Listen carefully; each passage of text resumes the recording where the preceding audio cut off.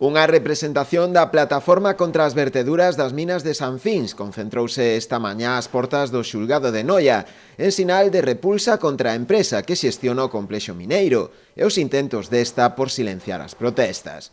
Fixo, ademais, coincidindo coa comparecencia nos xulgados de varios membros de Ecoloxistas en Acción, denunciados pola firma a raíz dun acto simbólico realizado en xullo no que taponaron a tubaxe pola que presuntamente se realizan os vertidos ilegais. Nunha tentativa de intimidación, de ameazas para que xa ademais ven sendo reiterativa para tentar que se deixen denunciar os problemas, non? Ademais, xusto é en relación a unha acción simbólica de protesta que se fixo no mes de xullo, de taponado simbólico do tubo polo que se verten ao río esas augas contaminadas con metais pesados, e precisamente a raíz desa acción e dunhas denuncias que se presentaron ao mesmo tempo, hoxe a empresa ten aberto un proceso sancionador que podería conlevar unha multa de ata 300.000 euros. Na concentración, os membros da plataforma cargaron contra a Xunta, demandando que se paralice o bombeo e que se cumpra coa legalidade, revogando dunha vez por todas a autorización do vertido. A Xunta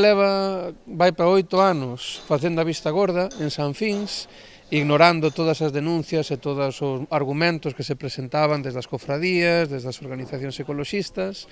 Neste momento no que todo o mundo ten os ollos postos na mina de Sanfins, o problema que ten a Xunta é que os feitos, as circunstancias, deixan claro que non se está cumprindo a legalidade.